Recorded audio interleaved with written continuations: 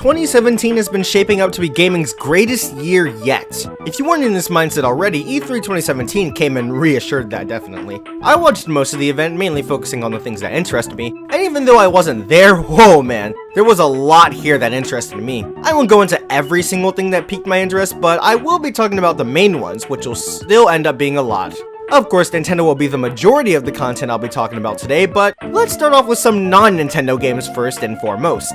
The only two conferences I watched were Sony and Nintendo. Besides that, I got most of my information through Twitter and trailers of the things I wanted to know about. I don't really care about the others. I don't have an Xbox One or plan on getting one, so I didn't really listen to anything regarding that, but they have an Xbox One X or something like that. I mean, cool, I guess. Now, Sony's press conference was it was just alright. They focused a lot on the games they announced last year, so there wasn't much of anything new and exciting. Personally speaking, I won't be buying most of what they showed here either, because I already have too much to get that's new, and there wasn't much of anything that jumped out at me and grabbed my attention. Overall, I'd say the press conference was just okay, but then again, it would have been really tough to top last year's showcase regardless. I mean, there were still a few games that I liked at all, but, you know.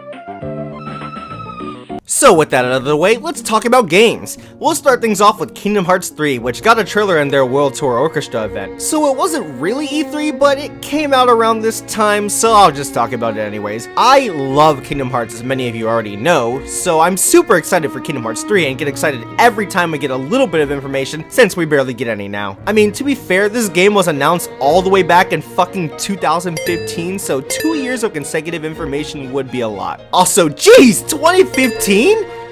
Well now, this trailer reinforces how great the game looks, with it having a lot of colors that really pop, and the HD really shining with it also not being too realistic, and having the combination of Disney and anime aesthetics. It all looks really freaking good, and being that it's still early in development, it's sure to look even better over time. Gameplay looks flashy as ever, but if I were to have a nitpick, I'd say that combat still seems to have that floaty feel like it did in Birth by Sleep and Dream Drop Distance. See, in the PS2 games, whenever you'd hit someone with a Keyblade, you could really feel the weight of every single hit, and I couldn't say that for Birth by Sleep and Dream Drop Distance. Hopefully they'll fix that, as the little details like those in terms of the combat are a few of the reasons why I prefer the PS2 games, but you know. Finally, in regards to the story, they've got a lot of ground to cover in this one, and it's still way too early to say anything conclusive, but in this trailer, Xemnas mentions that Sora wants to bring Roxas back, and implies that the only way to do that is through the power of darkness. This is intriguing in of itself, as Sora's been that goody two-shoes character that can't do anything wrong, so it'll be interesting to see if using this power will affect them at all, and if so, how. But I think bringing Roxas back is the stupidest thing in this messy plot yet. The entire point of Roxas' character arc is that he's someone that isn't supposed to exist. He's only a part of Sora. The tragedy lies in the fact that he tries so hard to live a normal life and have friends, you know, living his own life. But because he doesn't have a heart, and again is only a piece of another character, he can't. This made me feel for him, and it was really sad when his time was finally up. So to see all that get thrown away because suddenly people without hearts can just grow another one, ruining the entire point of his character arc, that's where I draw the line. There have been a lot of really crappy plot points, but this is just one of said plot points that just really bothers me. There might be a chance that he won't be brought back, but knowing the seriousness I do, it's all but confirmed at this point. It pisses me off, but whatever. We'll just see where this goes. All in all though, Kingdom Hearts 3 still looks good, if not better than ever, and you're damn right I'm picking it up. Now we come to the Sonic games. Real quick, Mania looks perfect. Yeah, that's about it. So let's talk about Sonic Forces. The trailer shows off the 3 gameplay styles that'll be in the game: Classic Sonic, Modern Sonic, and the Avatar character. For Classic, I'm in the boat of people who don't think he's necessary in this game. I mean, he was in Generations because of time travel and for celebrating 20 years of the franchise, but now I get the feeling he's here because Sega knows he sells and they're playing it safe, and that's honestly something I just can't get behind. It's a modern Sonic game, so let's not use Classic Sonic as a crutch, as it's just a lot of 2D gameplay in a 3D Sonic game, and we're already getting a Classic Sonic game in the same damn year. That's all I'll say on that though. In terms of how his gameplay looks, I mean, it's alright I suppose. The physics still look like how they were in Generations, and they weren't the best, being a bit stiff and not having that fluidity they did have in the classic games, but we'll see how that changes, if at all, as development continues. Then there's the fact that this is yet another incarnation of Green Hill Zone. Now, Modern Sonic looks epic, running on the brand new Hedgehog engine too. The graphics look outstanding, and hopefully they'll continue to look better. However, one other thing that just really bothers me is that the Wisps are still here. Why? They're just another crutch for the series to be using, and I just can't get behind them being here. I guess they're a part of the series at this point, and I'm not that big of a fan of them, to be perfectly honest, especially with the White Wisp being the new means of raising the boost gauge rather than collecting rings, but whatever, no use crying over spilled milk. The Wisps are here. At least modern Sonic as a whole still looks fun to play as. Then there's the OC character. Basically, you can make your own character for the first time in the series, having unique abilities, which is cool, I suppose. I don't know, it looks alright. The gameplay looks different, but not without having the speed that makes it part of a Sonic game.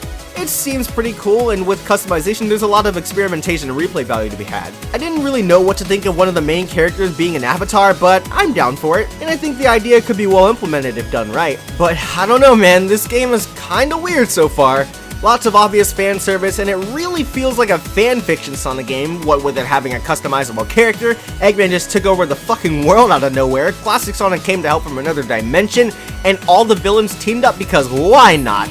With a new villain as well, just what the hell's even going on anymore? I don't know, but I really want to find out, so congratulations Sega, you've piqued my interest. I'm not sure if it's for the right reasons, as I want to see if this game will suck or not rather than buying it because I know it'll kick all kinds of ass, which is my reason for getting Mania, but we shall see. Oh, yes we shall. At least the music's pretty dope. It's not for everyone, but it's definitely for me, so yeah.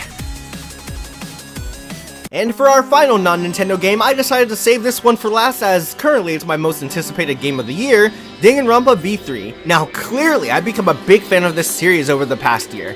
I love the original despite the obvious flaws, and Danganronpa 2 is one of my top 5 favorite games ever. So this sequel's got a lot of ground to cover if it wants to compete with one of my all-time favorites. This trailer, first and foremost, was the first to feature the English voice cast, which is awesome.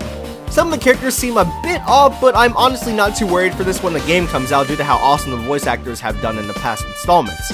As for the characters themselves, they all seem to be oozing with the personality and charm that the cast continue to provide, and our protagonist, Kaede, looks amazing, bubbly, fun, and so freaking cute it's disgusting. The graphics in this game are absolutely breathtaking, having ultra sharp sprites and beautiful environments. Pans and animations all look super smooth, the music is sure to be as badass as ever, and gameplay will definitely be great as always. I'm really looking forward to this, as the story's ultimately going to be the determining factor whether or not this game can top Danganronpa 2. That game had dozens of twists and turns that kept me on my toes all the way to the very end, with the twist just getting bigger and better every single time. I'm really excited to see what new ways this game can fuck up my mind and get me to emote like never before, so I'm hoping for something as masterful as the second game. Now that Persona 5's out, this is my most anticipated game, so pressure's on. Alright, so Nintendo had a lot, but since I don't want this video to run too long, I'm only going over the ones that truly grabbed my attention. That being said, I'm not that big of a Metroid fan since I've barely played any of the series, but that Metroid Prime 4 announcement's really cool to hear and I'm happy for the fans in all honesty. I know that feeling of going years without word of a proper sequel, but I digress. Also, Metroid 2 is getting a remake on 3DS, which I plan on picking up since I do want to get into the series. I have both GBA games on the Wii U, just never got around to playing them. Maybe someday when I get the time. Gotta add those to the already enormous video game backlog. Also, the Mario and Rabbids game, in all honesty, I absolutely hate the Rabbids, but I'd be lying if I said that this game didn't look cool. It's a strategy game apparently, which is different, but it looks super charming with lots of vibrant colors, different playable characters amongst the Rabbids, and the animations just look too clean to not put a smile on my face. I probably won't be playing it for a bit, but who knows, it'll probably end up being good if anything. With those out of the way, onto the games that made me come so many times throughout this Nintendo E3 spotlight. First off, Xenoblade Chronicles 2, holy shit. I love the first game to death, being yet another that lands in my top 5 favorite games of all time, so the fact that we're getting a proper sequel is so awesome to me. This one will be story-driven like the first, which is great, and I can't wait to see what great of a plot we'll get this time. The cast seems to be promising with a wide range of characters who we know nothing about yet, so all the more reason to get hyped for more information. We do know, however, that your sword is also a girl named Pyra, a really attractive girl at that.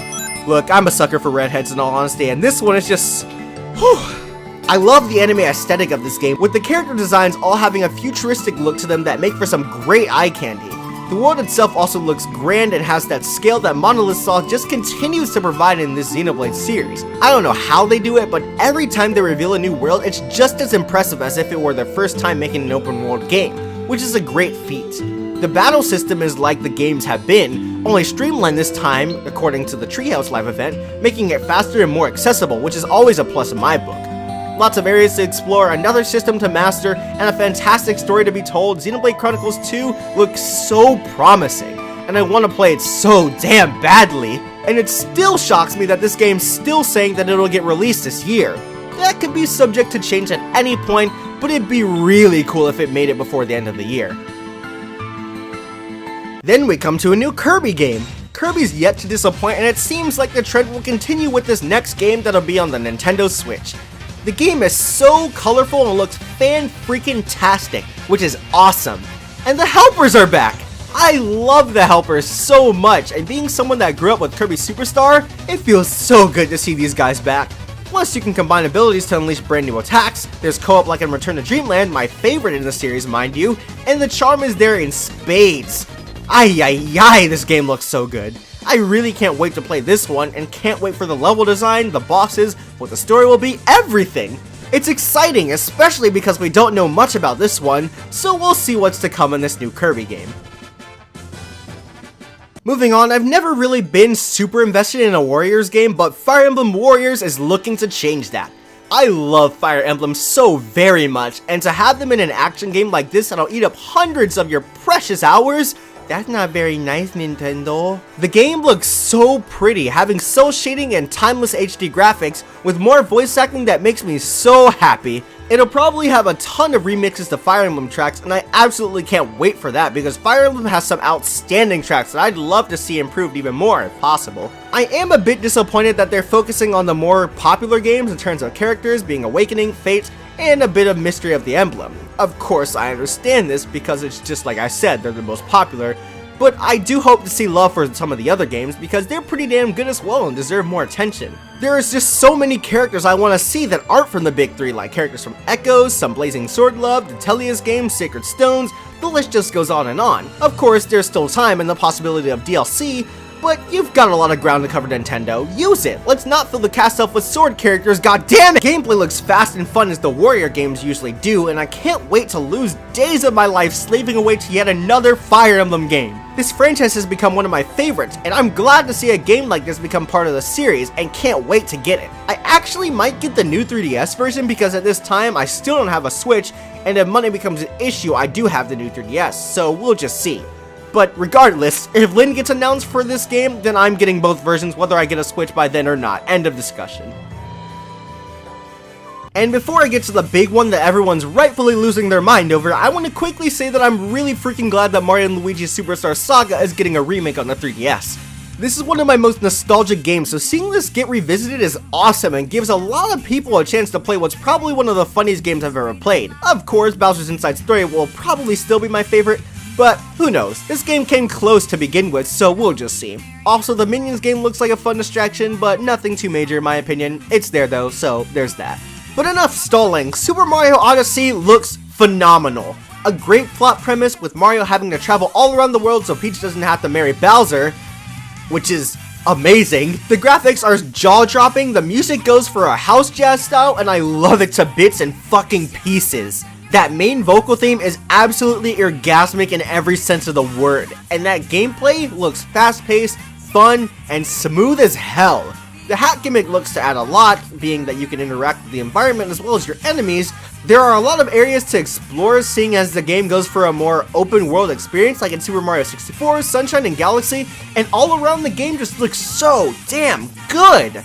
It looks to be a lot of fun, full of personality, things to do, and just so much depth that's shaping up to possibly top even Super Mario Galaxy. Seriously, it looks that impressive.